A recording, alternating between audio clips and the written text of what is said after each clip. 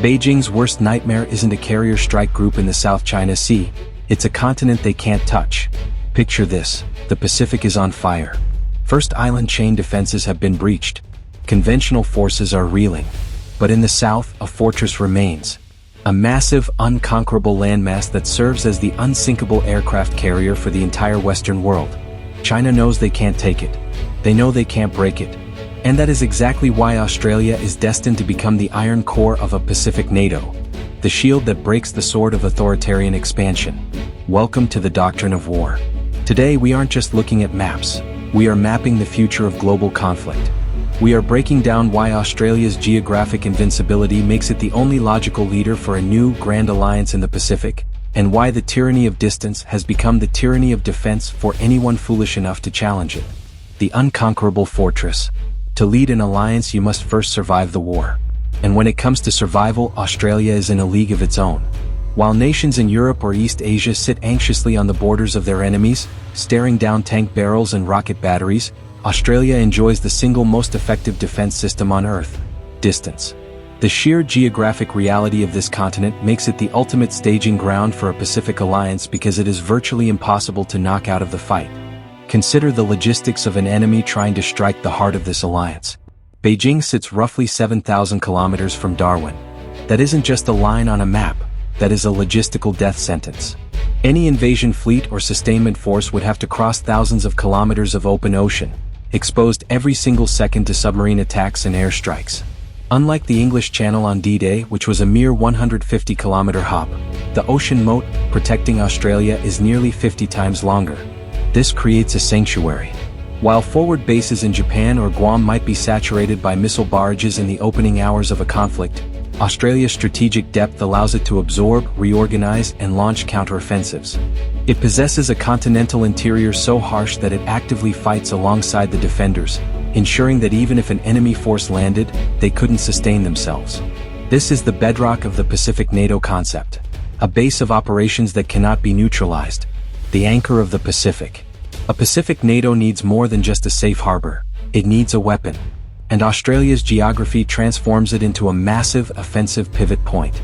The continent is surrounded by maritime choke points, the Sunda, Lombok, and Sunda Straits. These are the jugular veins of maritime trade and naval movement in the region. Any hostile force trying to push south or break out into the wider Indian Ocean must pass through these narrow kill zones. This gives an Australian-led alliance the ability to strangle an adversary's maritime operations without ever leaving their backyard. Chinese naval planners are terrified of this reality. They know that controlling the South China Sea is meaningless if they cannot break out beyond the first island chain, and Australia sits as the gatekeeper to the southern approaches. Furthermore, the alliance infrastructure is already being poured into this geographic mold. The AUKUS agreement isn't just about submarines. It is a declaration that Australia is the new fortress of the West. With American and British nuclear technology, Australian submarines will be able to hunt in enemy waters for months, turning the ocean moat into a graveyard for hostile shipping. By anchoring a Pacific alliance, Australia provides a fallback position that guarantees the West can never be fully pushed out of the region. Even if the front lines collapse, the Australian continent remains a massive, resource-rich, industrial base capable of hosting the full weight of the US military and allied forces. It is the ultimate strategic insurance policy. Would you like me to script the next part focusing on the specific weapons systems and political maneuvering Australia would use to lead this alliance? The Sword of the South. Geography provides the shield, but a Pacific NATO needs a sword. And Australia is forging one of the sharpest blades the world has ever seen. The doctrine of impact projection is replacing the old strategy of mere coastal defense. It is no longer enough to wait for the enemy to come to you. The new mission is to reach out and touch them where they sleep. At the tip of this spear is AUKUS. Critics call it a submarine deal. Strategists know it is a civilization-level shift in power. The acquisition of nuclear-powered attack submarines transforms the Royal Australian Navy from a continental guard dog into a deep-water predator. These aren't just boats. They are apex predators capable of operating in enemy-controlled waters for months without surfacing, hunting the hunter in the South China Sea. A handful of these submarines, positioned along the critical invasion routes or choke points, could sink dozens of transport ships and escorts before an adversary even realizes the war has begun. This capability changes the calculus of the entire Pacific. Suddenly, the tyranny of distance works for the alliance. While Chinese supply lines stretch thin across thousands of kilometers of hostile ocean, Australian submarines can sever those arteries at will. The psychological impact on a planned task force commander, knowing that a silent killer might be lurking beneath his keel 5,000 kilometers from Australian shores, cannot be overstated. It paralyzes decision-making. It forces resources to be diverted to defensive anti-submarine warfare, stripping power from the offensive. But the sword has more than one edge. Look at the sky. The surveillance network Australia has built is nothing short of a panopticon for the Pacific. Between the P-8A Poseidon maritime patrol aircraft and the high-altitude MQ-4C Triton drones, Australia maintains a god's-eye view of the maritime domain. This network extends thousands of kilometers from the coast, meaning no invasion fleet, no matter how massive, can hide. In a Pacific NATO scenario, this intelligence is the lifeblood of the alliance. Australia acts as the central nervous system, feeding real-time targeting data to American destroyers, Japanese missile batteries, and British carriers. We are also seeing the integration of long-range strike capabilities that turn the continent itself into a launchpad. Australian F-35s are being armed with long-range anti-ship missiles that allow them to strike from standoff ranges, well outside the teeth of enemy air defenses. When you combine this with the potential for long-range missiles launched from the Australian interior, you create a layered defense that starts thousands of kilometers away from the beach. An enemy force isn't just fighting the Australian Defence Force. They are fighting a complex, integrated kill web that begins bleeding them the moment they leave their home ports. This is the hardware of a superpower in waiting. By hosting rotational forces from the United States, bombers in the Northern Territory, Marines in Darwin, Australia becomes the unsinkable forward operating base for the entire free world. It allows the alliance to project power without exposing the American homeland, leveraging Australian geography to checkmate authoritarian aggression before it can gather momentum. The architect of containment. However, the true power of a Pacific NATO lies not in the steel of its ships, but in the resolve of its members. And here is where Australia steps into its destiny as the leader of the pack. Why Australia? Why not Japan? Why not just the United States? Because Australia sits in the unique position of being culturally Western, geographically Southern, and strategically unassailable. Japan is formidable, but it is on the front line, vulnerable to immediate, decapitating strikes. The United States is the heavy hitter, but it is a Pacific power by treaty, not by continental positioning. Australia is the anchor. It is the one nation in the region with the strategic depth to endure a long war and the political stability to lead a coalition of democracies. A Pacific NATO led by Canberra creates a nightmare scenario for Beijing. It unifies the disparate nations of the Indo-Pacific under a single strategic umbrella. We are talking about the Five Eyes intelligence network on steroids. We are talking about a unified command structure that coordinates the immense industrial capacity of the West with the local knowledge and positioning of Pacific Island nations. This alliance also brings the ultimate trump card into play: nuclear ambiguity.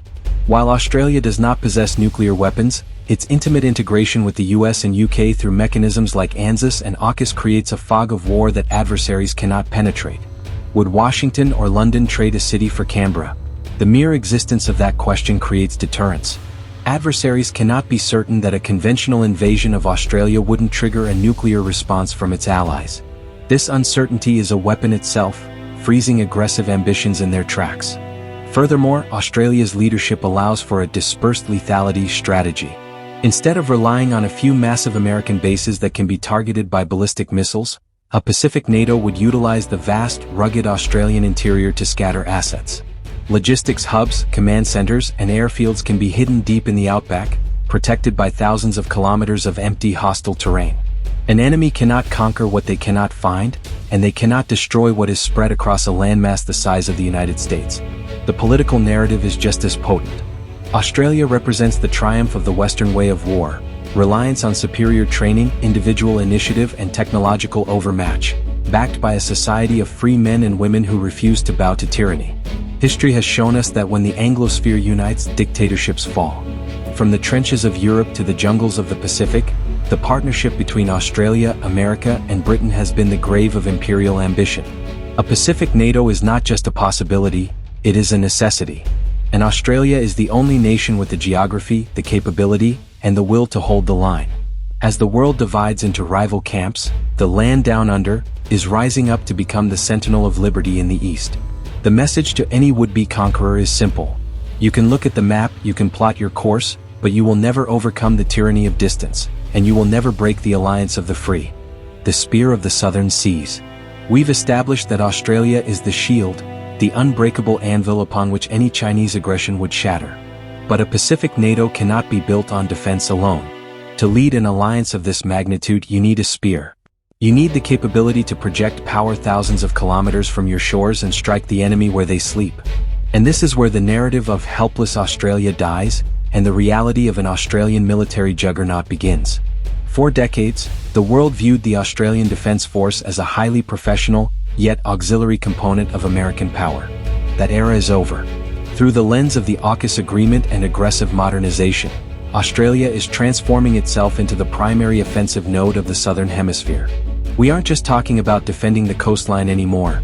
We are talking about long-range interdiction that turns the entire Indo-Pacific into a no-go zone for the People's Liberation Army Navy. Let's look at the hardware that makes Australia the natural leader of this coalition. The headline act, of course, is the nuclear-powered submarine fleet. These aren't just boats, they are apex predators. With the ability to stay submerged for months and traverse the tyranny of distance at high speed, Australian submarines will no longer be tethered to the defensive perimeter. They will be hunting in the South China Sea, lurking in the Taiwan Strait, and cutting off the maritime lifelines that Beijing's economy depends on. Modern nuclear-powered attack submarines represent the single most devastating capability defensive forces can employ, capable of operating in enemy-controlled waters for extended periods.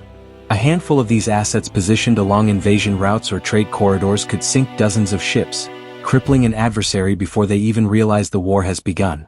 By holding the power to sever China's energy imports at the choke points of Indonesia, Australia holds a knife to the throat of the Chinese economy, a leverage point that makes Canberra, not Washington, the immediate tactical commander of the Southern Theater.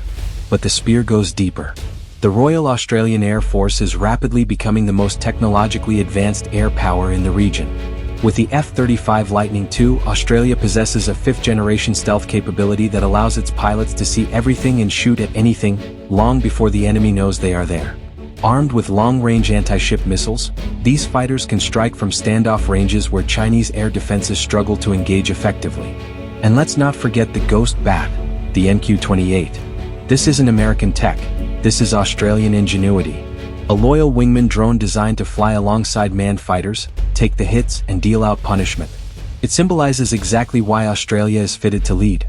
While others buy off the shelf, Australia is innovating the very doctrine of future air warfare. When you combine this with the sheer reach of the ocean moat, you realize that Australia doesn't just survive the tyranny of distance, it weaponizes it. The same 7,000 kilometers that makes invasion impossible for China acts as a massive buffer for Australian forces to launch strikes and retreat to safety. Long-range strike weapons launched from Australian territory can hit invasion fleets or hostile forward bases while they are still vulnerable in transit, effectively creating a kill box the size of a continent. This offensive potential changes the calculus for every nation in the Pacific. For countries like the Philippines, Japan, and South Korea, backing an American-led alliance carries the fear of abandonment if Washington's politics shift. But Australia? Australia isn't going anywhere. It is the permanent, heavily armed neighbor with a vested existential interest in keeping the Pacific free. That reliability, backed by the teeth of nuclear submarines and stealth fighters, makes Canberra the rallying point for a new coalition, the architect of the Pacific Wall. So, we have the fortress and we have the weapons. But a Pacific NATO requires more than steel and geography. It requires political gravity. It requires a center of mass that pulls the disparate nations of the Indo-Pacific into a cohesive fighting force. This is where Australia's role shifts from military stronghold to strategic architect. The concept of a Pacific NATO has always faltered because of the American problem. Smaller nations fear becoming pawns in a superpower rivalry between Washington and Beijing. But an alliance centered on Australia changes the narrative. It reframes the conflict not as a battle for American hegemony, but as a regional defense of sovereignty against authoritarian overreach.